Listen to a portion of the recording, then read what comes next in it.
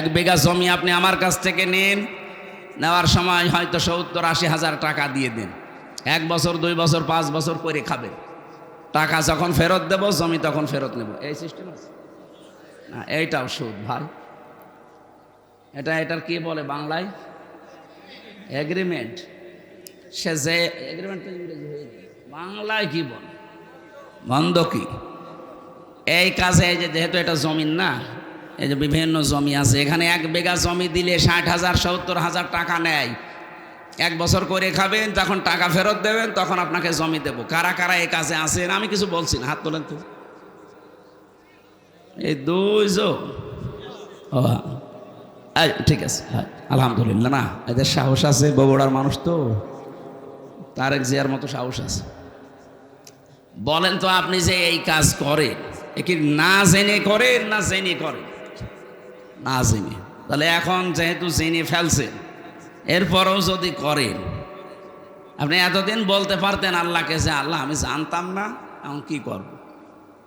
এখন যদি বলেন যে আমি জানতাম না, তাহলে মিথ্যা বলা হবে। এখন অনেকে মনে করছে আল্লাহ এ তো না আসাই ভালো ছিল। হ্যাঁ, এখানে একটা কথা আছে, যে মানুষগুলো এই ধান্দায় থাকে যে আমি জানতাম না তাই মানতাম না, তার ডবল গুনাহ হবে। এই কথা বুঝতেছেন? কোনো মানুষ যদি কোনো বিষয়ে জানে কিন্তু মানে না, তার গুনাহ হবে একটা। আর কোনো মানুষ জানেও না মানেও না, গুনাহ হবে কয়টা? 2টা। কেন? কারণ জানাও ফরজ, মানাও ফরজ। জানার ফরজ আপনি আদায় করে ফেললেন, আপনার একটা ফরজ আদায় হয়েছে। আপনি মানেন না, ওইটার জন্য গুনাহ হবে কয়টা? বলেন না কেন?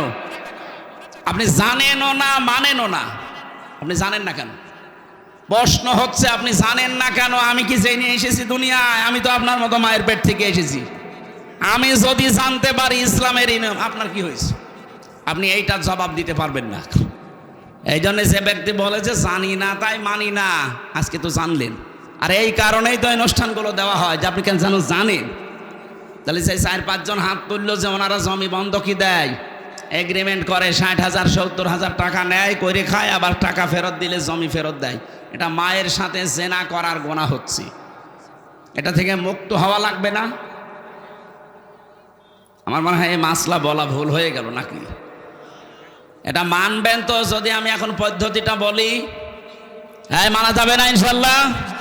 আরে ভাই, আপনি কার জন্য কি করে যাচ্ছেন আমার তো বুঝে আসে না। আমি আপনার সন্তান, আমার জন্যই করছেন। আপনি 200 বছর পরে আসবেন, যে বাড়ি ঘর বানিয়েছেন, যে জমি জায়গা রেখে গেলেন, এই জমি জায়গা আসলে আপনার ঠ্যাং ভেঙে ফেলা হবে। হ্যাঁ, আপনি 200 বছর পরে আসেন, আমিও থাকবো না 200 বছর পরে, আপনিও থাকবেন। আমার ছেলে, আমার নাতি, নাতির নাতি থাকবে, তারা আপনাকে ঢুকতে দেবে? আমারে ঢুকতে দেবে? তাদের জন্য বিশাল সম্পদ গড়ার জন্য আপনি এই মায়ের সাথে জেনা করার গুনাহ করে যাচ্ছেন। অথচ 100 বছর পরে আসলেও আপনাকে এই জমিতেই আর থাকতে দেবে না, ঢুকতেই দেবে না, বলবে কে আপনি চিনি না।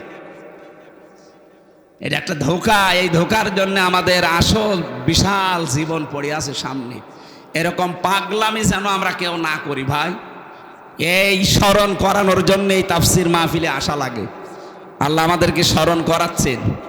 এই পদ্ধতিতে যারা আছেন, বর্গা বলে কি বলে বন্ধকি যারা করছেন, এটা নম্বরে যতদিন আপনি এই জমি করে খাবেন 1 বিঘা জমি, ততদিন সরকারের যে খাজনা আছে প্রতি বছরে মনে হয় 65 বা 70 টাকা দেওয়া লাগে। এখন কত আমি জানি না, এরকমই হবে সব বেশি হলো। আমি জেলে যাওয়ার আগে হিসাব জানতাম, এখন এই 3-4 বছরে আর জানি না। 100 টাকা হলো। প্রত্যেক বছরে বছরে খাজনা দেওয়া লাগে না? এই খাজনা যতদিন আপনি চাষ করে খাবেন এটা আপনি দেবেন। আর যখন ওরে 1 বছর 2 বছর 5 বছর পরে টাকা ফেরত দেবেন, ওই 70,000 80,000, তখন কমপক্ষে 8-10 হাজার টাকা কম নেওয়া লাগবে। এই সিস্টেমে যদি নিতে পারেন তাহলে জায়েজ আছে, তাছাড়া হবে না। এবার বলেন, এই মাসলায় যদি কোনো কিছু জানার থাকে তাহলে আমি বলে তাফসিরে প্রবেশ করছি। বলেন, এই পদ্ধতি যদি মানতে পারেন, এই 2টা খাজনা দিয়ে দেবেন আর টাকা নেওয়ার সময় 8-10 হাজার কম নেবেন। আর একটা নিয়ম আছে ভাই, আমি শেষে আপনার প্রশ্নের জবাব দিয়ে দিচ্ছি। আর একটা নিয়ম আছে, যখন আপনি এই বাস্তবতায় যখন আপনি বলবেন যে আমি 10,000 টাকা দিলাম, প্রত্যেক বছরে বছরে আপনি 10,000 করে টাকা দেবেন, এই জমি আপনি কাজ কারবার যতদিন যা উপায় করে নিতে পারেন নিন। 1 বিঘা জমি থেকে 10,000 15,000 টাকা কামাই করা, উপায় করা, চাষ করে হোক আর যেভাবে হোক অত কঠিন না। সুতরাং ইনসাফ যেন দুইজনেরই থাকে সেই হিসাবে নেওয়া জায়েজ আছে। আমার কুষ্টিয়া মেহেরপুর চুয়াডাঙ্গাতে 1 বিঘা জমিতে সর্বোচ্চ 8,000 10,000 টাকা 1 বছরে দিয়ে দেয়, এইটা জায়েজ আছে। এটার আরবি নাম বাংলা নাম কি বলে আমি জানি না, খাই খালাসি। এইটা করবেন, এইটা মানুষ করতে চায় না বলে লস হয়ে যায়। ঠিক আছে, আপনার বিবেকে যা ধরে এখন থেকে আপনি তাই করেন, কিন্তু এই দোষ দিতে পারবেন না যে আমি জানি না তাই মানি না। আপনার ডবল গুনাহ হবে, ডবল গুনাহ করে যাবেন না। এই এলাকায় বহু মানুষ এমন আছে নিজে টাকা ছেড়ে রাখে, 1,000 টাকা দিয়ে দেয়, প্রত্যেক মাসে 100 টাকা করে বেশি করে দেয়। এটা মনে হয় এখনো শুরু হয়নি। হ্যাঁ, এই এলাকায় এই সুদের সাথে জড়িত, তাহলে সে মায়ের সাথে জেনা করছে। এই কাজ করছেন কারা, হাত তোলেন তো। আন্দাজে আপনারা যে মিথ্যা কথা বললে যে এলাকায় আছে, কই একটা লোক তো নেই। ওই রকম মানুষ এখানে আমি জানি যে আসবে না, কারণ ও আসলে তো ধরা খাবে। সুতরাং এখানে যারা আছে এই কাজের ভেতরে আমরা নেই। যদি কেউ থেকে থাকেন আজকে এই মুহূর্তে তাওবা করেছিল, না খেয়ে মরে যান ভাই। মায়ের সাথে জেনা করে মরে যাবেন, জেনার শাস্তি জানেন? কোরআনে কারিমে সূরা ফুরকানের 68 নম্বর আয়াতের মাঝে আছে ওয়ালা ইয়াজনুন, জেনা করবা না, কারণ জেনা করলে ইউদাফ লাহুমুল আযাব। আল্লাহ বলেন জেনার শাস্তি ডবল হবে। এখন যদি বলেন কই আমি তো কোনো দিনে জেনা করিনি, কিয়ামতে আপনার আমল নামায় এটা উঠে থাকবে যে আপনি মায়ের সাথে জেনা করে এসেছেন। যারা এই যে টাকা ছেড়ে রাখে, টাকা আসে। হযরতে আবু হুরায়রা নবীজিকে বললেন, হে নবী আপনি যে বললেন মান ক্বালা লা ইলাহা ইল্লাল্লাহ দাখালাল জান্নাহ, যে ব্যক্তি লা ইলাহা ইল্লাল্লাহ বলবে সে জান্নাতে চলে যাবে। আমি এই কথা মানুষকে জানাবো। নবীজি বললেন ঠিক আছে যাও।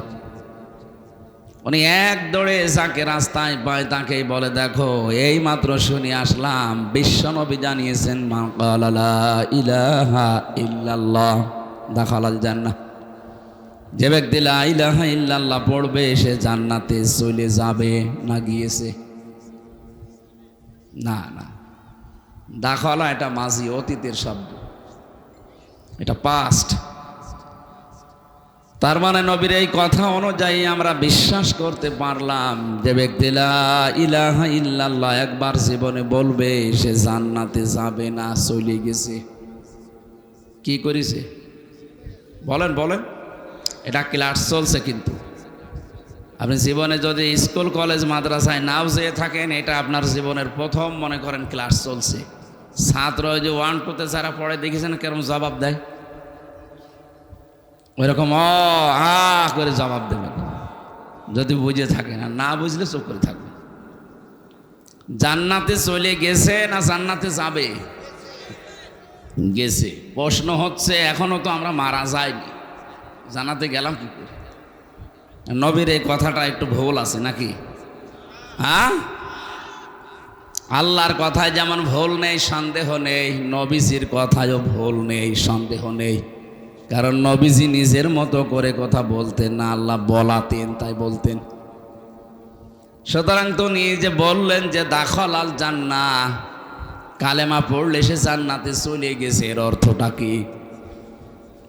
হঠাৎ পথের ভেতর হযরতে ওমরের সাথে দেখা, জিজ্ঞাসা করলেন এ কথা কে বলেছে, কোথায় পেলে? আচ্ছা নবীজি বলেছে, দিয়েছে এক চড়। যেই বলেছে নবীজি একটা আষাঢ় দিয়েছে। আপনি আমারে বলেন কেন? আমি তো শুনি আসলাম এখনো নবীজি মসজিদে নববীতে বসা আছে। গেলেন, জিজ্ঞাসা করলেন হে নবী আপনি কি এই কথা বলেছেন? বিশ্ব নবী বলেন হ্যাঁ নাম আমি বলেছি। হযরত ওমর কিন্তু জ্ঞানী মানুষ ছিলেন, শিক্ষিত মানুষ ছিলেন, তিনি বিচক্ষণ ছিলেন। ওই জামানায় আরব জাহানের ভেতরে যারা 10 জন মানুষ শিক্ষিত, তার ভেতরে হযরত ওমর একজন। তিনি আমাদের মতো হুজুকে বাঙালি না, আন্দাজে এক কথা শুনলেই পেছনে দৌড় দেয় না। কথাটা শোনার পরে চিন্তা করলেন নবীজি তো মান ক্বালা লা ইলাহা ইল্লাল্লাহ দাখালাল জান্নাহ বলেছেন, ইয়াদখুলুল জান্নাতা বলতে পারতেন। যে জান্নাতে যাবে। নবীজি জান্নাতে চলে গেছে কথা বললেন কেন? হযরত আবু হুরায়রা হয়তো অত বড় বিচক্ষণ ছিলেন না, এজন্য তিনি নবীর এই কথার অর্থ বোঝেননি। ওনাকে সাথে নিয়ে বলছেন, হে নবী আপনি এই কথা বললেন? বলে হ্যাঁ বলেছি। কেন বলেছেন? বলে আল্লাহ আমাকে জানিয়েছে। আল্লাহ জানিয়েছে বুঝলাম, কিন্তু জান্নাতে চলে যাবে না আগে গিয়েছে কথা বললেন কি করে? নবীজি বললেন, আমি এই কারণে বলেছি, দাখালাল জান্নাহ শব্দের ভেতরে ব্যাখ্যা আছে। কোন মানুষ যদি সত্যিই মন থেকে কথা বলতে পারে লা ইলাহা ইল্লাল্লাহ, এই শব্দের ভেতরে যত হারাম কাজ আছে, নিষিদ্ধ কাজগুলো জানার পরে সে ছেড়ে দেয়, হালাল যেগুলো আছে বৈধ আছে জানার পরে জীবন থাকলে আঁকড়িয়ে ধরে, আমি তাদের জন্য এই শব্দটা প্রয়োগ করেছি যে দাখালাল জান্নাহ, সে জান্নাতে চলে গেছে। হযরত ওমর বললেন, হে নবী এই কথাটা তো বলে না, শুধু বলেছে লা ইলাহা ইল্লাল্লাহ দাখালাল জান্নাহ। তাহলে মানুষ তো নামাজ রোজা ইবাদত বন্দেগী সব ছেড়ে দেবে। এই জন্য সারা এই ধান্দায় আছেন যে কালেমা যখন পড়েছি জান্নাত একদিন যাবই। হ্যাঁ ঠিক আছে, তা হালালকে হালাল জানা লাগবে না, হারামকে হারাম জেনে ছেড়ে দেওয়া লাগবে না। প্রশ্ন আসতে পারে, আমি জানি। জানেন, কিন্তু বাস্তব জীবনে আমাদের এগুলো প্র্যাকটিক্যালি আমল নেই। আর এটা স্মরণ করিয়ে দেওয়ার জন্য আজকের এই অনুষ্ঠান। কথা বলেন ঠিক কি না? সুতরাং যে আল্লাহ আমাদেরকে দিনের বেলায়, আমাদেরও কাজ ছিল, হাজারো কাজ বাদ দিয়ে কোরআনের জন্য ময়দানে নিয়ে আসলেন, কোরআনের তাফসীর শোনার জন্যে। খুশি হয়ে বলেন আলহামদুলিল্লাহ।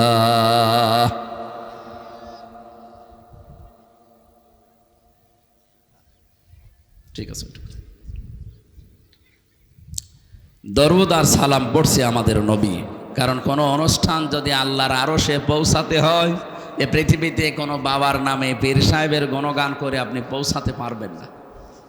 অনুষ্ঠান যত বড় হোক ছোট হোক, যে কোনো ইবাদত বন্দিগি হোক, ওটা যদি আপনি মনে করেন যে এটা আমার আল্লাহর দরবারে কবুল হয়ে যাক, তাহলে ওটার আগে পরে দরুদ শরীফ পড়া লাগবে। কি পড়া লাগবে? আমরা যেটা একটু আগে পড়লাম না একবার, তাহলে বিশ্বাস করতে পারি এই অনুষ্ঠান যত ছোট হোক, মানুষ যেই কয়জন হোক, এটা আল্লাহর দরবারে ইবাদত হিসাবে কবুল হয়ে গেছে। প্রশ্ন হচ্ছে যে কথাগুলো বললাম আমি দরুদে, ওইগুলো আমার প্র্যাকটিক্যাল জীবনে থাকা লাগবে। কথা বলে না কেন? আমি বলি এক মুখ দিয়ে, অথচ আমার প্র্যাকটিক্যাল লাইফে এগুলো সেট করা নেই। আমি আন্দাজে এ মুখের চামড়ার মুখ হবে না, এর সাথে আরও দুইটা সম্পৃক্ত আছে। আপনার অন্তর দিয়ে বলা লাগবে এবং বাস্তব জীবন এটা দেখানো লাগবে। তাহলে কি বললেন আপনি একটু মিলান তো। আপনি কি মন থেকে দরুদ শরীফ পড়েছেন তো? বলেন না কেন? হাদিস হচ্ছে পৃথিবীর যে কোনো প্রান্ত থেকে যদি নবীর কোনো উম্মত একবার দরুদ শরীফ পড়ে, ফেরেশতারা ওইটা নিয়ে নবীর রওজার কাছে শোনায়। নবীজি বলেন, আমি শোনার পরে উত্তর দেই আর তার জন্য আমি মাগফিরাতের দোয়া করি। সুবহানাল্লাহি ওয়া বিহামদিহি। আমরা হাদিস সারা জীবন শুনি যে নবীজির সুপারিশ ছাড়া আমির হামজা না, ওর বাবাও জান্নাত পাবে না। পাবে? আপনি নিজের ইবাদত বন্দেগী একেবারে আকাশ পরিমাণ করলেও জান্নাত যেতে পারবেন না বিশ্ব নবী যদি আমাদের জন্য সুপারিশ না করে। সেই হিসাবে আমার বর্ণনা যে কথাগুলো বললাম, দেখেন তো আমরা সুপারিশ পাবো কিনা। এক নম্বরে বলেছিলাম আল্লাহুম্মা, হে আল্লাহ, সল্লি আলা, তুমি রহমত নাজিল করো। এখানে সল্লুন শব্দের অর্থ চারটা। সল্লত মানে রহমত নাজিল করা, সল্লত মানে দরুদ শরীফ পড়া, সল্লত মানে নামাজ পড়া, সল্লুন মানে মাগফিরাত কামনা করা। আমার আল্লাহর কাছে চারটার যেইটা যার সাথে মিলবে তার সাথে লাগাবেন। এখন যদি সল্লুন শব্দের বাংলা অর্থ আপনি এখানে ধরেন যে মাগফিরাত কামনা করা, সৃষ্টি জগতে আমরা যারা অপরাধ করি তারা মাগফিরাত কামনা করলে মানায়। কথা বলে না কেন? তো বিশ্ব নবীর জন্য মাগফিরাত কামনার দরকার নেই, কারণ তার আগে পরের সব অপরাধ আল্লাহ মাফ করে দিয়েছেন। মা তাকদ্দামা মিন জামবি, তার আগে পরে কোনো অপরাধ নেই, সব আল্লাহ নিজ গুণে ক্ষমা করে দিয়েছেন। তাহলে দ্বিতীয় অর্থ হচ্ছে সল্লন মানে নামাজ পড়া। এখানে তো আমরা নামাজ পড়লাম না, এই যে কিছুক্ষণ আগে পড়লাম ওই নামাজ না। এই দরুদের ভেতরে কোনো নামাজ পড়েছি? বলেন বলেন, এইটাও না। যার জন্য যেটা মেলে তাকে সেই জায়গায় লাগাবে। 3 নম্বরে রহমত নাজিল করা, এটা মিলছে। আমরা তো আল্লাহকে বলতেই পারি, হে আল্লাহ তুমি রহমত নাজিল করো। সল্লি আলা, আলা মানে উপরে, মোহাম্মদ, মোহাম্মদের উপরে। আপনি যখন মনে মনে এই কথা বলেন যে আল্লাহুম্মা সল্লি আলা, হে আল্লাহ তুমি রহমত নাজিল করো, আল্লাহ যদি বলে কার উপরে, আপনি নিজেই যেন জবাব দিচ্ছেন আলা মোহাম্মদ। কার উপরে? এক কথা বোঝা লাগবে, আপনি শুধু খেলা করার জন্য আসেন নাই। এত কষ্ট স্বীকার করে, টাকা পয়সা খরচ করে, সময় ব্যয় করে আপনি বসে আছেন, একেবারে চাতক পাখির মতো শুনতেছেন, বোঝার জন্য শুনেন। আপনি কিন্তু বলেন না যে আলা মোহাম্মদ, প্রথমে বলেছিলেন আল্লাহুম্মা সল্লি আলা, হে আল্লাহ তুমি রহমত নাজিল করো। আল্লাহ যেন হঠাৎই প্রশ্ন করছে বান্দা কার উপরে? আপনি কি বলেছেন আলা মুজিব, মুজিবের ওপরে?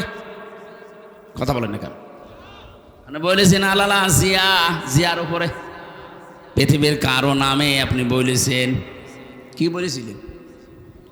আলা মোহাম্মদ, মোহাম্মদের ওপরে তুমি রহমত নাজিল করো। আল্লাহ যেন আবার আপনাকে প্রশ্ন করছেন, নারী হন আর পুরুষ হন, যে মোহাম্মদটাকে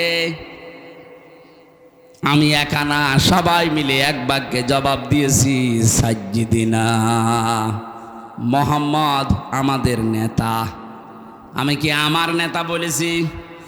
বলেন বলেন। তাহলে সাজ্জিদ তো বলতাম যে আমার নেতা।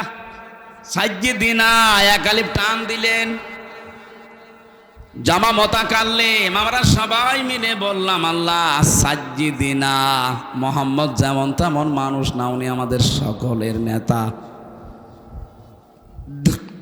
দরুদের ভেতরে আপনি আমাদের নেতা বলে স্বীকার করে নিলেন। এখান থেকে পরিবারে, সমাজে, রাষ্ট্রে গিয়ে আর মুহাম্মদ রাসূলুল্লাহর নেতৃত্ব মানতে চান না। আপনি এইরকম দরুদ যদি কিয়ামত পর্যন্ত পড়েন, আল্লাহর রহমতে মাহফিল কবুল হওয়া দূরের কথা, আরো নিচে নামতে থাকবে। আমার কথার অর্থ বুঝেছেন? তাহলে সেটা পড়ছেন, এটা আমাদের বাস্তব জীবনে নিয়ে যাওয়া লাগবে না? সাজ্জিদিনা পড়লে আপনার জীবনের একমাত্র আদর্শ নেতা হবে মুহাম্মদ সাল্লাল্লাহু আলাইহি ওয়াসাল্লাম। আমি আশা করছি নরম ভাষায় কথা চাই বলেছি, আপনি বুঝেছেন। যদি না বোঝার ভান করে থাকেন, হামজা না হামজার বাপ আসলেও আপনি ওয়াজে কিচ্ছু হবে না। সুতরাং যারা দরুদ পড়লেন, এটা এখন থেকে সাজ্জিদিনা আমার নেতা না, আমাদের নেতা। কার নেতা? আমাদের নেতা মুহাম্মদুর রাসূলুল্লাহ। এতটুকু শেষ করেননি আপনি, আরেকটু বাড়িয়ে বলেছেন সাজ্জিদিনা মাওলানা। মাওলানা মানে আমির হামজা। কি মাওলানা মানে? অভিভাবক, পথ প্রদর্শক, গাইডলাইন দাতা, যিনি আমাদেরকে এই পৃথিবীতে জান্নাতের পথ দেখিয়েছেন, তিনি আমাদের আদর্শ অভিভাবক। এই জায়গায় শব্দগুলো বাংলাদেশ, ভারত, পাকিস্তানের মানুষেরা বেশি ভুল করে। আপনি দরুদের ভেতরে পড়ছেন মাওলানা, সে তো আমার না, আমাদের সকলের অভিভাবক, পথ প্রদর্শক, গাইডলাইন দাতা। অথচ এখান থেকে দরুদ পড়ে বাইরে গেলে নবীজির পথ মতো আর চলতে চান না। তখন নিজে একটা পথ বের করে নেন।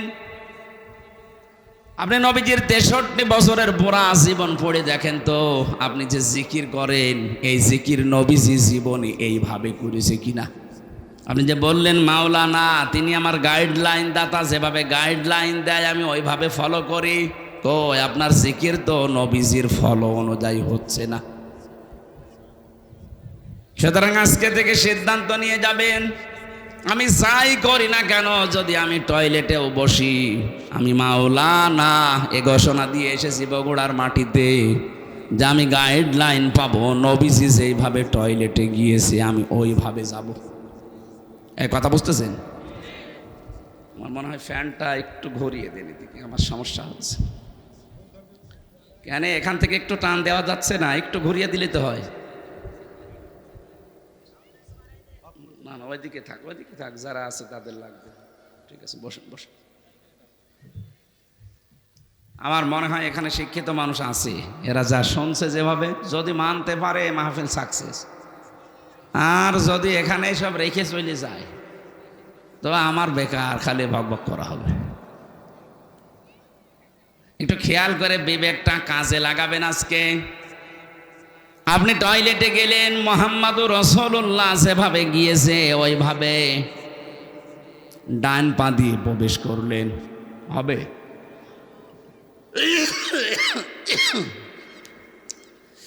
নবীজি জীবনে কোনোদিন ডান পা দিয়ে টয়লেটে বসেছেন? বলেন বলেন, কি দিয়ে? আরো জোরে।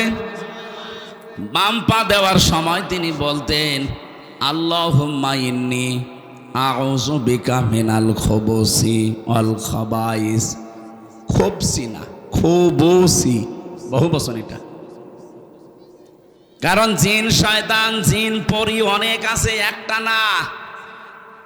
পৃথিবীতে সবচাইতে বেশি শয়তান আনন্দ পায় নারী এবং পুরুষের লজ্জা স্থান দেখে। কারণ শয়তান যৌনবাদী ও যৌনতা ছড়াতে ভালোবাসে। আমরা যেহেতু সব জায়গায় পোশাক আশাক পরে থাকি, টয়লেটের সময়টা লজ্জাস্থান উলঙ্গ করা লাগে, উন্মুক্ত করা লাগে, এই জন্যেও ওখানে বসে থাকে।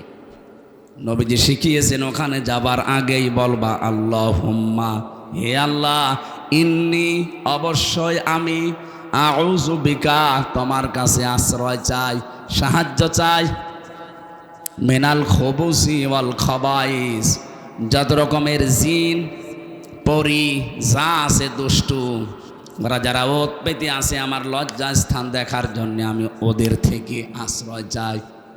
বিশ্বনবী বলেন এটা পড়ার পরে যখন মানুষ টয়লেটে বসবে শয়তানের চোখে ধুলা লেগে যায়। তাহলে এখান থেকে একটা মাসলা বের হয়, শয়তান যৌনবাদী ও যৌনতা ছড়াতে ভালোবাসে। আমাদের যৌনাঙ্গ যতটুকু একজন পুরুষের জন্য এই নাভি থেকে শুরু করে হাঁটু পর্যন্ত ঢেকে রাখা এটা ফরজ। এটা কি? নামাজ পড়া যেমন ফরজ, একটা পুরুষের যদি পোশাক আশাক থাকে তাহলে তার নাভি থেকে হাঁটু পর্যন্ত মাস্ট বি ঢেকে রাখাই লাগবে। যদি এতটুকু কাপড় না থাকে তাহলে আপনার এই গুনাহ হবে না। কাপড়ই নেই, আপনি মাপ। কাপড় থাকলে মাস্ট বি এতটুকু ঢাকাই লাগবে। একজন পুরুষ মানুষ যদি নাভি থেকে হাঁটু পর্যন্ত ঢেকেও নামাজ আদায় করে তার নামাজ হয়ে যাবে। কিন্তু একজন মহিলা যদি নাভি থেকে হাঁটু পর্যন্ত ঢেকে নামাজে দাঁড়ায়, ওর নামাজ হবে না, না হবে না। কারণ ওর ফরজটা আর একটু বেশি। ওর মাথার চুল যদি সেজদায় দিতে গিয়ে, রুকু দিতে গিয়ে দেখা যায় ওর নামাজ ভেঙে যাবে। এই জন্য মেয়েদের শাড়ি পরে আমার মনে হয় নামাজ শুদ্ধ হয় না।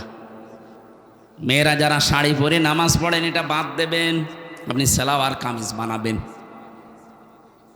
আমার মনে হয় সালোয়ার কামিজে খরচও কম হবে, ফরজ পর্দা আদায় হবে, নামাজও সুন্নত অনুযায়ী হবে।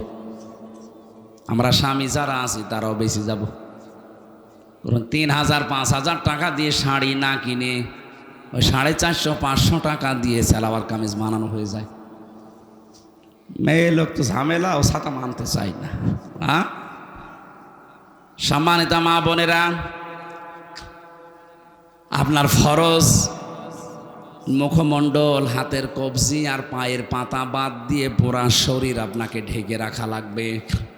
নামাজের সময় অন্তত মাথার চুলটা যেন বের হয়ে না যায় কোনো ক্রমে। শয়তান সবচাইতে বেশি আনন্দ উপভোগ করে তখন যখন দেখে কোনো মানুষের লজ্জাস্থান উন্মুক্ত হয়ে আছে। আর এইটা চালু করার জন্য 15.5 বছরে যারা দায়িত্বে ছিল, ডাইরেক্ট ইনডাইরেক্ট ওই মানুষগুলো সবচাইতে বেশি চেষ্টা চালিয়েছে। কয়েকদিন আগে একজন উপদেষ্টা হয়েছে, ও নিজের স্ত্রীকে দিয়ে সারা জীবন এই কাজ করাচ্ছে। ওর স্ত্রীর মাথায় তো বিশাল বড় একটা সালোয়ার কামিজ দেওয়া থাকে না? ওই যে সমস্ত সিনেমা, নভেল, নাটক, থিয়েটার বানিয়েছে, আপনি দেখেছেন এই যে bachelor, third person singular number, আমি উপন্যাস পড়েছিলাম, ওইগুলো দিয়ে এখন সিনেমা বানিয়েছে। ওর নিজের স্ত্রীকে দিয়ে অভিনয় করিয়েছে। এখানে পরকীয়া প্রেম কি করে করা লাগে, সমকামিতা কিভাবে প্রমোট করা লাগে, এইগুলো উস্কে দিয়েছে সারাটা জীবন। সেই লোক এখন এই দেশের উপদেষ্টা। ও সামনে যদি দায়িত্বে এভাবে থাকে, নিজের বউ না আপনার বউ দিয়ে করাবে তখন। এই জন্যই তো এই দেশে এখন ঝড় উঠতেছে। না, এরে বাদ দিন। আপনি দরকার হয় ছাগলকে বসান, কিন্তু এরে বসানো যাবে না। ৯৬% মুসলমানের দেশে যারা আল্লাহর নিষিদ্ধ কাজ, পুরুষে নাকি বাস্তবতা নেওয়া লাগবে না। আপনার মেয়ে কালকের দিন পরে নিয়ে চলে যাবে, বলবে যে না দেওয়া লাগবে।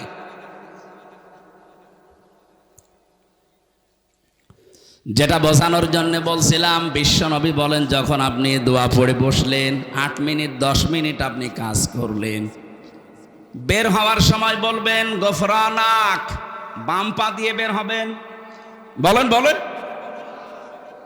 প্রতিটি কথা থেকে শিক্ষা নেওয়া লাগবে যে আমি কি করি আর আসলে কি করা দরকার। ছোট কাজ না এটা। এইটাও নবীজি গাইডলাইন দিয়েছেন যে ডান পা দিয়ে এবার বের হবা, বাম পা দিয়ে বের হওয়া যাবে না। পৃথিবীর নিকৃষ্ট জায়গার ভেতরে যেহেতু একটা পায়খানা, কথা বলেন না কেন, যেন ওখানে যতক্ষণ থাকবেন বাম পা দিয়ে থাকবেন। বের হওয়ার সময় আপনাকে যেহেতু দুনিয়া আরেকটু ভালো জায়গায় যাচ্ছেন, ডান পা দিয়ে বের হওয়ার সময় মুখ বন্ধ করে থাকবেন না। প্রথমেই বলা লাগবে গফরানাক, হে আল্লাহ আমি মাফ চাই। কেন? কারণ এই ৮-১০ মিনিট আমি তোমার কাছে ক্ষমা চাইতে পারিনি, আমি একটা কাজে ছিলাম, দয়া করে আমাকে তুমি মাফ করে দাও। আলহামদুলিল্লাহিল্লাযী আযহাবা আন্নিল আযা ওয়া আফানি, প্রশংসা তো তোমার জন্যে, কারণ তুমি আমার পেট থেকে গান্ধা এবং অপবিত্র কষ্টদায়ক জিনিসগুলো বের করে দিতে। যদি তুমি না দিতে, এটা বের করার জন্য আমার আবার অপারেশন করা লাগবে। যাদের পাইলস হয়, অর্শ হয়, ফিস্টুলা হয়, আপনি দেখেছেন বাস্তবতা তার কারে বলে 10 মিনিট 8 মিনিট না, ঘন্টার পরে ঘন্টা লোকটা বসে আছে ওই রকম জায়গায়। আল্লাহ যদি সত্যি আপনাকে গান্ধা জিনিস বের করে না দিতেন, ওটা কেটে বের করে লাগার জন্য অপারেশন করা লাগবে। হাদিস পড়েছি, কোনো মানুষ যদি সত্যি এই দোয়াটা পড়ার সময়, বের হওয়ার সময় আমল করতে পারে, এরকম কঠিন রোগ থেকে আল্লাহ তারে আস্তে আস্তে বাঁচিয়ে দেয়। জীবনে দোয়া অনেকে আছে পড়েই। আমার বোঝানোর বিষয় ছিল যে দোয়াটা পড়ে আসলেন, গেলেন, ৮-১০ মিনিট সময় কাটালেন, পড়াটা নবীজির গাইডলাইন মতো হয়েছে, এই জন্য পড়াটাই এবাদত। কথা বলেন এখন, এটা যে এবাদত মানেন তো। আপনি মনে করছেন আমি 10 মিনিট টয়লেটে থাকলাম, এটা আবার এবাদত হয় কি করে? হ্যাঁ, কারণ এই তরিকাটা রাসূলুল্লাহর। এ তরিকা যদি আপনি আব্রাহাম লিঙ্কনের মতো করেন, আপনি যদি জো বাইডেনের মতো যান আর বের হন, ডোনাল্ড ট্রাম্পের মতো যান আর বের হন, ওইটা তখন আর ইবাদত হবে না। ওটা কিয়ামতের দিন আপনাকে আল্লাহ হাজির করবে ওই ট্রাম্পের সাথে, কারণ আপনার গাইডলাইন দাতা, আপনার আদর্শ, আপনার অভিভাবক হয়ে দাঁড়িয়েছে পথ প্রদর্শক ট্রাম্প। কথা বলে না কেন? তাহলে আমাদের বাস্তবতা শুধু মাওলানা পড়লে হবে? আমি তো একটা বললাম জিকিরেরটা। দুনিয়ায় যত রকমের কাজ আছে, প্রত্যেকটি কাজে সে অনুসরণ করা লাগবে মুহাম্মদুর রাসূলুল্লাহ। কেউ বাজারে গেছে, কিভাবে দরদাম করবে, কিভাবে তার ক্রেতা বিক্রেতার বিক্রি হবে, এমন কোনো কাজ নেই নবীজি জীবনে করেননি। আর আপনি ওই কাজের বাইরে কোনো কাজ করলে আপনার মাওলানা মুহাম্মদ ওয়া আলা আলী সাইয়্যিদিনা কিচ্ছু হয়নি। তাহলে দরুদ শরীফ কবুল না হলে মাহফিল কবুল হবে? বলেন বলেন। আল্লাহ যেন আমাদেরকে সহজভাবে বোঝার তৌফিক দিন, বলেন আমিন। জেলখানায় আমি 3টা বছর ছিলাম, ফাঁসির কন্ডেম সেলের ভেতরে। আমার প্রতিদিনের তাহাজ্জুদের নামাজে এই দোয়া ছিল, আল্লাহ আমি বাইরে যদি জীবনে যেতে পারি। আমার আর আশা ছিল না যে আমি বাইরে যাব, কারণ ওরা যে অবস্থায় রেখেছিল মনে হয়েছিল মারা যাব। 24 ঘন্টা ওরা আমার নজরদারিতে তালাবদ্ধ অবস্থায় যোগাযোগ বিচ্ছিন্ন করে রেখে দিয়েছিল। জানতাম না যে বাইরে কেউ আসে না নেই। এমনিতেও টেনশনেতে বিভিন্ন রোগ এমনি হয়নি, এই কারণে হয়েছে।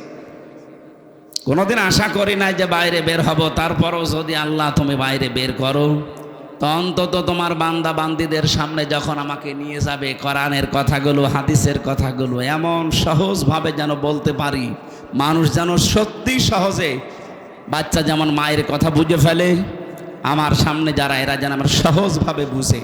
আপনারা বুঝতেছেন কথা? সুতরাং দরুদ শরীফ যে যেই কায়দায় পড়ছেন হচ্ছে না। আপনার সাইয়্যিদিনাও ঠিক নেই, মাওলানাও ঠিক নেই। আপনি মাওলানা মানেন গিয়াসউদ্দিন তাহেরিকে, ও যেভাবে জিকির করে আপনি ওইভাবে জিকির করেন। তার মানে আপনার জিকির আপনার মাওলানা গিয়াসউদ্দিন তাহেরি। কথা বলছেন না কেন? আপনার মাওলানা আপনার জিকির হওয়া লাগবে তো মুহাম্মদুর রাসূলুল্লাহর মতো। কথা বলেন না কেন? আপনার ব্যবসা হওয়া লাগবে মুহাম্মদুর রাসূলুল্লাহর মতো। আপনার রাজনীতি হওয়া লাগবে মুহাম্মদুর রাসূলুল্লাহর মতো। আপনার অর্থনীতি হওয়া লাগবে মুহাম্মদুর রাসূলুল্লাহর মতো। হ্যাঁ, আপনি নামাজ পড়েন রসুলের মতো, রোজা রাখেন ওনার মতো, ব্যবসা করেন আব্রাহাম লিঙ্কনের মতো।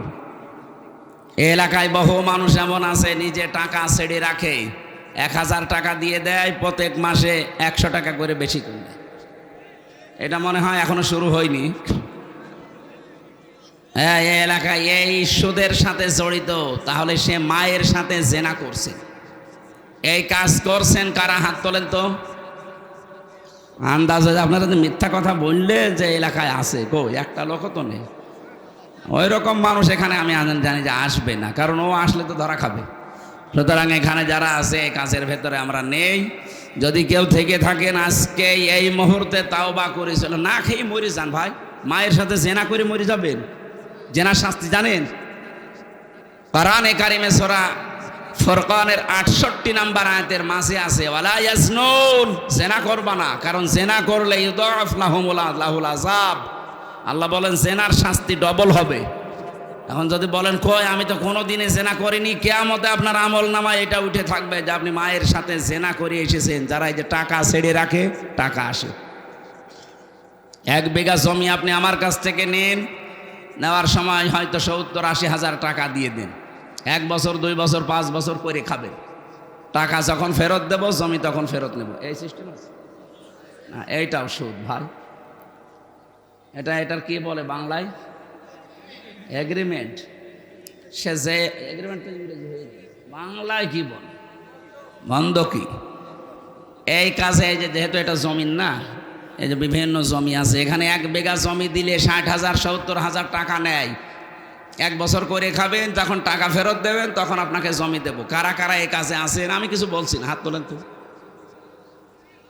এই 2 ঠিক আছে, হ্যাঁ আলহামদুলিল্লাহ। না, এদের সাহস আছে, বগুড়ার মানুষ তো, তারেক জিয়ার মতো সাহস আছে। বলেন তো আপনি যে এই কাজ করেন, এ কি না জেনে করেন না জেনে করেন? না জেনে। তাহলে এখন যেহেতু জেনে ফেলছেন, এরপরও যদি করেন, আপনি এতদিন বলতে পারতেন আল্লাহকে যে আল্লাহ আমি জানতাম না, এখন কি করব? এখন যদি বলেন যে আমি জানতাম না, তাহলে মিথ্যা বলা হবে। আর অনেকে মনে করছে আল্লাহ এ তো না আসাই ভালো ছিল। হ্যাঁ, এখানে একটা কথা আছে, যে মানুষগুলো এই ধান্দায় থাকে যে আমি জানতাম না তাই মানতাম না, তার ডবল গুনাহ হবে। এই কথা বুঝতেছেন? কোনো মানুষ যদি কোনো বিষয়ে জানে কিন্তু মানে না, তার গুনাহ হবে একটা। আর কোনো মানুষ জানেও না মানেও না, গুনাহ হবে কয়টা? 2টা। কেন? কারণ জানাও ফরজ, মানাও ফরজ। জানার ফরজ আপনি আদায় করে ফেললেন, আপনার একটা ফরজ আদায় হয়েছে। আপনি মানেন না, ওইটার জন্য গুনাহ হবে কয়টা? বলেন না কেন? আপনি জানেনও না মানেনও না, আপনি জানেন না কেন? প্রশ্ন হচ্ছে আপনি জানেন না কেন? আমি কি জেনে এসেছি দুনিয়ায়? আমি তো আপনার মতো মায়ের পেট থেকে এসেছি। আমি যদি জানতে পারি ইসলামের নিয়ম, আপনার কি হয়েছে? আপনি এইটার জবাব দিতে পারবেন না। এই জন্য যে ব্যক্তি বলে যে জানি না তাই মানি না, আজকে তো জানলেন। আর এই কারণেই তো অনুষ্ঠানগুলো দেওয়া হয় যে আপনি কেন জানেন। তাহলে সেই 4-5 জন হাত তুললো যে ওনারা জমি বন্ধকি দেয়, এগ্রিমেন্ট করে 60,000 70,000 টাকা নেয়, করে খায়, আবার টাকা ফেরত দিলে জমি ফেরত দেয়। এটা মায়ের সাথে জেনা করার গুনাহ হচ্ছে। এটা থেকে মুক্ত হওয়া লাগবে না? আমার মনে হয় এই মাসলা বলা ভুল হয়ে গেল নাকি? এটা মানবেন তো যদি আমি এখন পদ্ধতিটা বলি? হ্যাঁ, মানা যাবে না ইনশাল্লাহ? আরে ভাই, আপনি কার জন্য কি করে যাচ্ছেন আমার তো বুঝে আসে না। আমি আপনার সন্তান, আমার জন্যই করছেন। আপনি 200 বছর পরে আসবেন, যে বাড়ি ঘর বানিয়েছেন, যে জমি জায়গা রেখে গেলেন, এই জমি জায়গা আসলে আপনার ঠ্যাং ভেঙে ফেলা হবে। হ্যাঁ, আপনি 200 বছর পরে আসেন, আমিও থাকবো না 200 বছর পরে, আপনিও থাকবেন। আমার ছেলে, আমার নাতি, নাতির নাতি থাকবে, তারা আপনাকে ঢুকতে দেবে? আমারে ঢুকতে দেবে? তাদের জন্য বিশাল সম্পদ গড়ার জন্য আপনি এই মায়ের সাথে জেনা করার গুনাহ করে যাচ্ছেন। অথচ 100 বছর পরে আসলেও আপনাকে এই জমিতেই আর থাকতে দেবে না, ঢুকতেই দেবে না, বলবে কে আপনি চিনি না। এটা একটা ধোঁকা। এই ধোঁকার জন্য আমাদের আসল বিশাল জীবন পড়ে আছে সামনে। এরকম পাগলামি যেন আমরা কেউ না করি ভাই। এই স্মরণ করানোর জন্য এই তাফসির মাহফিলে আসা লাগে। আল্লাহ আমাদেরকে স্মরণ করাচ্ছেন। এই পদ্ধতিতে যারা আছেন, বর্গা বলে কি বলে বন্ধকি যারা করছেন, এটা নাম্বারে যতদিন আপনি এই জমি করে খাবেন 1 বিঘা জমি, ততদিন সরকারের যে খাজনা আছে প্রতি বছরে মনে হয় 65 বা 70 টাকা দেওয়া লাগে। এখন কত আমি জানি না, এরকমই হবে সব বেশি হলো। আমি জেলে যাওয়ার আগে হিসাব জানতাম, এখন এই 3-4 বছরে আর জানি না। না, 100 টাকা হলো। প্রত্যেক বছরে বছরে খাজনা দেওয়া লাগে না? এই খাজনা যতদিন আপনি চাষ করে খাবেন এইটা আপনি দেবেন। আর যখন ওরে 1 বছর 2 বছর 5 বছর পরে টাকা ফেরত দেবেন, ওই 70,000 80,000, তখন কমপক্ষে 8-10 হাজার টাকা কম নেওয়া লাগবে। এই সিস্টেমে যদি নিতে পারেন তাহলে জায়েজ আছে, তাছাড়া হবে না।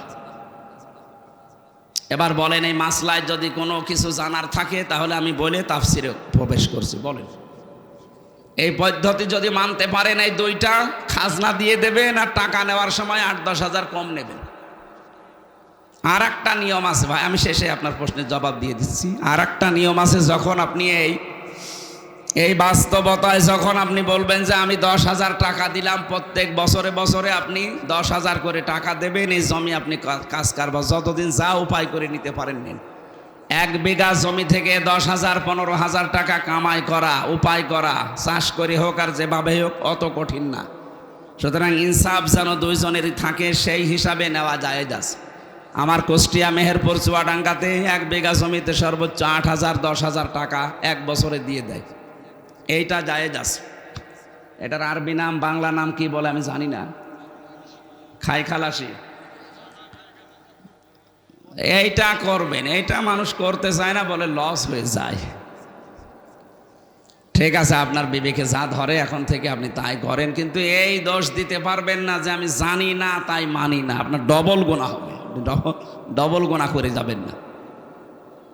আজকে আমরা তেলাওয়াতকিতেও যে আয়াত পড়েছিলাম সূরা নিসার 36 নম্বর আয়াত, আমাদের আলোচনার বিষয় আজকে হক, স্বামী স্ত্রীর হক, মা বাবার হক, প্রতিবেশীর হক, এমনকি কাজের ছেলে মেয়ে যারা কাজ করে খায় বাড়িতে দোকানে, এই সমস্ত মানুষের হকের কথাও কোরআনের এই আয়াতের ভেতরে আছে। প্রত্যেকটি জিনিসের উপরে আপনার হক আছে, আর কিয়ামতে এই হকগুলো সম্পর্কে আল্লাহ আপনাকে স্ব আকারে প্রশ্ন করবে। আল্লাহ আমাদের যেন প্রশ্ন করে আটকাতে না পারেন, সেই জন্য এটা তেলাওয়াত করলাম। আমি সহ প্রত্যেকে এবার প্রবেশ করছি। আল্লাহ রাব্বুল আলামিন বলেন, ওয়া'বুদুল্লাহা ওয়ালা তুশরিকু বিহি শাইআ। হে পৃথিবীর মানুষেরা, তোমরা আল্লাহর ইবাদত করো, আমি আল্লাহর সাথে কাউকে শরীক করবা না। প্রশ্ন আসতে পারে, ইবাদত তো করি, কি করেন আপনি? 5 ওয়াক্ত নামাজ হয়তো পড়েন, রোজা রাখেন, আর মেয়েরা যারা আছে খুব বেশি হলো কালো বোরকা পরে একটু ঘোরে, এই শেষ। ইবাদত এতটুকু শব্দ না, এটা ব্যাপক অর্থবোধক একটা শব্দ। কোন মানুষ যদি মানুষের সাথে কথা বলে, এইটাও ইবাদত। আকুলু লিন্নাসি হুসনা, কেউ যদি মানুষের সাথে একটা ভালো কথা হাসি মুখে বলে, নবীজি বলেন এইটার দ্বারা তার একটা সাদগা দেওয়ার সওয়াব হয়। কত মানুষ আছে কথা বলতে চায় না, গোমরা মুখ, চুপ করে থাকে, কথাবার্তার এমনকি দুনিয়ার কোনো স্বার্থের কারণে কথা বন্ধ পর্যন্ত করে দেয়। মুরগিতে ধান খেয়েছে এতটুকু একটা অপরাধ, এই নিয়েও মাসের পরে মাস ঝগড়া, কথা বলে না, এমন মানুষ নেই দুনিয়ায়। আপনি যদি মারা যান এই অবস্থায় 3 দিন পার হয়ে যায়, দুনিয়ার কোনো স্বার্থ নিয়ে কারো সাথে গন্ডগোল, মারামারি, ঝগড়াঝাটি, মরে গেলেন 3 দিন পর আপনি বেঈমান হয়ে মরবেন, ঈমান নসিব হবে না। আমি তো জানি 3 দিন না 3 বছর না 30 বছর কথা বলে না ঠুনকো একটা বিষয় নিয়ে, এই কথা বলছে না কেন? আর এগুলোর সব চাইতে পেছনে কলকাঠি নাড়াচ্ছে শয়তান, আর শয়তান মেয়েদেরকে দিয়ে এটা খেলায়, কারণ মেয়েরা শয়তানের জাল। ওরা যখন বেপরদায় চলে, শয়তান বলে ওদেরকে আমি জাল হিসাবে ব্যবহার করি। আর দেখবেন এই সমস্ত মহিলারা এগুলো তাল পাল লাগায়। যে এলাকাতে দেখবেন এই যে তালাতালি করা, এর কথা ওর কাছে লাগানো, মানুষের সম্পর্ক নষ্ট করে দেওয়া একটা গুনার কাজ। এটা যখন বেশি চালু হয়ে যায় কোনো এলাকার ভেতরে, ওই এলাকার মানুষ ভালো হয়ে গেলেও তাদের দোয়া কবুল বন্ধ হয়ে যায়। মুসা আলাইহিস সালামের জামানায় একবার বৃষ্টি বন্ধ হয়ে গিয়েছিল বহুদিন। তিনি তার উম্মতদেরকে নিয়ে এরকম একটা ময়দানে দোয়া করলেন, 2 রাকাত নামাজ আদায় করে, রব্বুল আলামিন বৃষ্টি বন্ধ হয়ে গেছে। এগুলো নয় আমার উম্মত, আমার তো কষ্ট লাগে, কিন্তু এদের তো আমি বানাইনি, তুমি বানিয়েছো, তুমি তো মালিক, তোমার কষ্ট লাগে না, বৃষ্টি দাও। 3বার মোনাজাত করলেন, আল্লাহ বলেন হাত ফেরাও, বৃষ্টি হবে না। মুসা নবী তো নাছর বান্দা, তিনি আল্লাহর সাথে কথা বলতেন, ডাক দিয়ে বলে মাবুদ না, দেওয়াই লাগবে, কেন দেবে না ওই কারণটা বলো। আল্লাহ তাআলা বলেন বৃষ্টি দিতে পারি, তুমি যাদেরকে নিয়ে দোয়া করছিলে এর ভেতরে একজন নামিমা তালাতালি করা মানুষ আছে। ওই লোকটা যতক্ষণ এই মোনাজাতে হাজির থাকবে তোমার দোয়া নবী হলেও কবুল হবে না। হযরতে মুসা নবী বললেন আল্লাহ তুমি শুধু ওর নাম বলো, দেখো ওর কি করি। আল্লাহ বলছে না, আমি নিজেই নাম ধরে কথা বলতে নিষেধ করি মানুষকে, আর এখন আমি নাম ধরে দিলে তুমি ওরে মারামারি করবা, অপমান করবা, আমি এটা হতে দেব না। মুসা নবী বলে আল্লাহ তাহলে আমি টের পাবো কি করে? আল্লাহ পাক বলেন তুমি এই মাসলাটা শুধু ওদের সামনে বলো, ওদের ভেতর থেকে যদি কেউ তাওবা করে নেয় তাহলে আমি আল্লাহ আমি ভেবে চিন্তে দেখব। উনি উম্মতদের সামনে বয়ান দিলেন, এখানে আমি নবী একা না, সব নবী যদি এখানে এসে দোয়া করে দোয়া কবুল হবে না, কারণ এর ভেতরে একজন নামিমা তালাতালি করা মানুষ আছে। এই মানুষটা যতক্ষণ বের হয়ে না যাবে, তাওবা না করবে, ততক্ষণ পর্যন্ত এখানে বৃষ্টি নামবে না। আসলে সবাইকে আমি তাওবা করাই, তাহলে ওই লোকটাও তাওবা করবে। হযরতে মুসা তাওবা পড়লেন। তাওবা মানে এই যে আস্তাগফিরুল্লাহ রাব্বি মিন কুল্লি, এটা তো একটা বাক্য। তাওবা মানে অপরাধের স্বীকৃতি দেওয়া। মনে মনে বলেন আর সামনে প্রকাশ্যে বলেন, ওপেন বলেন, আপনাকে বলা লাগবে যে আমি অপরাধী। এই যে অপরাধ বোধ, এইটা আমাদের ভেতর থেকে উঠে গেছে। অন্যায় করার পরেও অনেক মানুষ বুক ফুলিয়ে টান করে বলে কি করেছি, কি করেছি মানে আপনি কি করেছেন? আপনার বিবেককে প্রশ্ন করেন তো। 15.5 বছরে যারা দায়িত্বে ছিল তাদের বিবেককে যদি একটু প্রশ্ন করে যে কি করেছি আমি, কত মানুষ আমার কারণে মিথ্যা মামলায় জেল খাটতেছে, মিথ্যা সাক্ষী দিয়ে তারে আমি ঘরে থাকতে দেই নাই, তার ব্যবসা বাণিজ্য বন্ধ করে দিয়েছি। না বগুড়া এগুলো ছিল না, সিলেটে এই জেলা আরো বেশি থাকার কথা। কত মানুষ এই দেশে গুম হয়ে গেল, খুন হয়ে গেল আয়না ঘরে। আমি 14 বছর পর্যন্ত মানুষ দেখেছি এত বড় বড় নখ হয়ে গেছে, চুল দাড়ি গোপ মনে হচ্ছে যে জঙ্গল থেকে বেরিয়ে আসতেছে। এত বড় বড় নখ দিয়ে এই দেওয়ালের সাথে খসিয়ে খসিয়ে লিখে রাখতো মোবাইল নাম্বার দিয়ে যে ভাই আমি আজ 14 বছর হয়ে গেল, যদি এই নাম্বারটা বাইরে কেউ দিতে পারেন বলবেন যে আমি বেশি আছি। কি করেছি আপনি টের পান না? আমি 10 দিন আয়না ঘরে ছিলাম, আমি টের পেয়েছি যে কি করেছেন আপনি। ওখানে আমি 5 বছর 8 বছর 10 বছর 14 বছর একাধারে মানুষ পড়ে আছে, তাদের সাথে আমার দেখা হয়েছে। আর আপনি এখনো বলেন যে আমি কি করেছি। ওখানে যদি আপনার 14 বছর না 14 দিন রাখা যায়, আপনি এমনি হার্ট অ্যাটাক করে মরে যাবেন। এই যে এত বড় বড় অপরাধ করার পরও এখনো পর্যন্ত অনেকের অনুশোচনা নেই, স্বীকৃতি নেই, অনুতপ্ত হওয়ার কোনো আলামত নেই, আরো বৃদ্ধি বাড়তেছে। আপনাকে আল্লাহর ভালো বানাবে না, কারণ যারা অপরাধ করার পরে স্বীকার করে না তাদেরকে আল্লাহ শয়তান বানিয়ে দেয়। হযরতে আদম ভুল করেছিলেন, স্বীকার করেছিলেন, আর শয়তান ভুল করার পরে স্বীকার তো করে নাই, আরো আর্গুমেন্ট পেশ করেছে, বলা আনা খয়রুম মিনহু, আমি ওর চাইতে ভালো। কি করেছি আমি জোরে সেজদা দেব? এই যে এই কি করেছি এই কথা বলে শয়তান কে? যারা পালিয়েছে দেখেন তো, তারা এখনো পর্যন্ত মুখ জোর থামে না। এই কথা বলেন না কেন? এই জন্য অপরাধ করার পরে যারা স্বীকার করতে চায় না, সে যেই হোক, পরে আল্লাহ হেদায়েত থেকে বঞ্চিত করে দেয়। আর আমার তো মনে হচ্ছে 15.5 বছর যারা অত্যাচার, জুলুম, নির্যাতন, গুম, খুন আর মিথ্যা মামলা, মিথ্যা সাক্ষী আর চাঁদাবাজি, বিশেষ করে আয়না ঘরের সাথে যারা জড়িত, এদের কপালে মনে হয় আল্লাহর হেদায়েত দেবে না। এত কিছু করা হচ্ছে, এত কিছু বলা হচ্ছে, সতর্কবাণী না, এদের কোনো পরিবর্ধন নেই, এখনো পর্যন্ত মুখ জোর করে যাচ্ছে। তা আল্লাহ আপনাকে যে পথ দেখাবে, কিছু থাকা লাগবে না? কি দেখে দেবে আপনাকে পথ? সব তো ফেরাউনের মতো কালো বানিয়ে ফেলেছেন। এক কথা বলছেন না কেন? মানুষের সাথে যদি হাসি মুখে কথা বলা ইবাদত হয়, আর আপনি সে দায়িত্ব পালন করতো, আমার এই আয়না ঘরে আমি দেখেছি এই মানুষগুলো বাইরে এসে এরা সংসার করতো কি করে। ওরা তো মানুষই আমার মতো। 24 ঘন্টা একটা মানুষকে যে পায়ের ভেতরে হাত দিয়ে, সামনে রডের ব্যারিকেড দেওয়া, হাত দিয়ে ওরা টাইট করে বেঁধে দিত হ্যান্ডকাপ দিয়ে। আপনি বলেন তো 2-5 মিনিট 10 মিনিট পরে খুলে দিলে হয়? বছরের পর বছর এইভাবে আটকিয়ে রাখে একটা মানুষ। আপনি মানুষ, আর আপনি বলেন আমি কি করিস? শয়তান পর্যন্ত ওই দৃশ্য দেখে আমার মনে হয় কাঁদবে, কিন্তু এই জালেমদের চোখে কাঁদা তো দূরের কথা, আরো উল্টা পাল্টা কথা, আরো হাসি তামাশা করতো। এই মানুষগুলো বাইরে এসে এরা এদের স্ত্রীদের কাছে থাকতো কি করে, এরা সংসার করতো কি করে? আমরা নাই ভেতরে মাটির নিচে থেকে, আপনাদের সাথেই তো তারা বেড়াতো। এই মানুষগুলো তো যে কোনো মানুষের এলাকার মানুষ, এরা এই বাংলাদেশের 64 জেলার এই দায়িত্বে প্রাপ্ত মানুষগুলো, এরা এই বিভিন্ন জেলার মানুষ না? এরা ছুটি নিয়ে অন্তত মাসে 2-5 দিন বাড়ি আসতো না?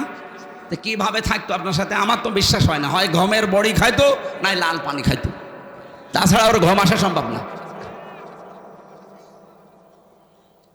এই জন্য তাওবা মুসা নবী যখন করেছিলেন, তখন প্রথমে সবাই অনুতপ্ত হয়েছে, অনুশোচনা হয়েছে, ঘোষণা দিয়েছে যে হ্যাঁ আমরা অপরাধী। 2 নম্বরে জীবনের মতো এই কাজ আর কোনো দিন করব না বলে সিদ্ধান্ত নিয়ে অটল থেকেছে। এগুলো নেওয়ার পরে আল্লাহ পাক বলেন এবার দোয়া করো। দোয়া করতে দেরি, বৃষ্টি নাজিল হতে দেরি হয়নি। কি বুঝলেন মুসা নবীর এই হাদিস থেকে? এখানে আমির হামজা না কাবা শরীফের ইমামও যদি এসে দোয়া করে, আর ওই যে তালি করা লোক যদি নারী পুরুষের ভেতরে কেউ থাকে, আজকের এই মাহফিল এই দোয়া কবুল হবে না, মাঠে মারা যাবে। সুতরাং এরকম তালি করার অভ্যাস যাদের আছে, এর কথা ওর কাছে লাগায়, ওর কাছে ওর কথা লাগায়, সম্পর্ক নষ্ট করে দেয়। আপনি আগের থেকে বাড়ি চলে যান, ওই যে একজন চলে যাচ্ছে, যান যান যান যান তাড়াতাড়ি চলে যান। আপনি থাকলে আমাদের মাহফিল আর হবে না, যান। চলে যাচ্ছে যারা, চলে যাক, এরা চলে গেলে আমরা তারপর মাহফিল শেষ করব। তালি করা মানুষ নিয়ে আমরা মোনাজাত করতে রাজি না, কারণ মাহফিলই কবুল হবে না। জীবনের মতো অপরাধ থেকে বাঁচা যাবে না যে যাক জীবন চলে যাক, আমি তালি করব না। কার জন্য তালি করে সম্পর্ক নষ্ট করে না? এই অভ্যাস বেশি মেয়েদের ভেতরে। কথা বলুন না কেন? সম্মানিত মা বোনেরা, আপনার নামাজ, রোজা, এই কালো বোরকা সব কিন্তু একেবারে মাঠে মারা যাবে, কিচ্ছু কবুল হবে না। মুসা নবীর মতো এত বড় পাওয়ারফুল নবী হাত তুলে বসে আছে, আল্লাহ হাত ফেরত দিচ্ছে, আর আপনি কোথাকার কি? এই জন্য এবাদত এইটাও, কথা বলাও এবাদত। কারোর সাথে যদি রাগ করে থাকেন, ওটা আল্লাহর জন্য রাগ করা লাগবে। ও আল্লাহর বিধান মানতে চায় না, ওকে বোঝানোর পরে এই কারণে ওর সাথে আমার সম্পর্ক ভালো না। এটা কার জন্যে বলেন বলেন? কারোর সাথে যদি ভালোবাসা দোস্তি তৈরি হয়, এটাও তৈরি হওয়া লাগবে আল্লাহর জন্যে। কাউকে কিছু দিলে দান করলে ওটা আল্লাহর জন্যে, কাউকে কিছু দেই না দান করি না ওটা আল্লাহর জন্যে। নবীজি বলেন ফাকাদ ইস্তাকমালাল ঈমান, ওর ঈমানকে যেন পরিপূর্ণ করে নিল। এক একটা আয়াতে লক্ষ লক্ষ কথা এভাবে তাফসীর আকারে করা আছে। এ তো 1-1.5 ঘন্টা 2 ঘন্টার ব্যাপার না, এগুলো আমি বই লিখেছিলাম। আপনি পৃথিবীর সৃষ্টি থেকে শুরু করে কিভাবে আল্লাহ সব বানিয়েছেন, তৈরি করেছেন, এগুলো সিস্টেম কি, কিভাবে আমাদের ইবাদত করা লাগবে, এগুলো জেলখানায় তো 3টা বছর এক ঘরের ভেতরে, একটা কবরের মতো, এদিকে 3.5 হাত এদিকে 1.5 হাত, এতটুকু একটা জায়গায় পড়েছিলাম 3টা বছর। ওই কারারক্ষীদের কাছ থেকে একটু খাতা নিয়ে কলম নিয়ে লিখতে লিখতে আমি বই লিখেছিলাম প্রায় 8টার মতো। ওই যে বাসতলায় মনে হচ্ছে আমার গাড়িটা আছে, ওখান থেকে আপনার মেয়ের জন্যে, বউর জন্যে, মায়ের জন্যে, ফুফুর জন্যে বই নিয়ে যাবেন, নিয়ে পড়াবেন। বই মানুষকে কোনোদিন ঠকায়নি, ঠকাবেও না। যতটুকু হোক ওখান থেকে একটা জ্ঞান পাবেন, একটা সাদগায়ে জারিয়া সওয়াব হতেই থাকবে মরণ পর্যন্ত। আমরা মাগরিবের আজান আর 4-5 মিনিট আছে, এরপরে মোনাজাতের মাধ্যমে শেষ করে বইটা নিয়ে যাবেন, কাজে লাগবে, আশা ব্যক্ত করে শেষ করছি। আল্লাহুম্মা আমিন। লা হাওলা ওয়ালা কুওয়াতা ইল্লা বিল্লাহিল আলিয়্যিল আযীম। আল্লাহ তাআলা বগুড়ার এই মানুষগুলো দিনের বেলা সব কাজ বাদ দিয়ে যারা বসে আছে, রব্বুল আলামিন এদেরকে খালি হাতে না ফেরত দিয়ে এদের হাতগুলো পরিপূর্ণ করে দাও, এদের জীবনের অপরাধগুলো তুমি মাফ করে দাও, এদের জীবনের ভালো কাজগুলো তুমি মঞ্জুর করে নাও।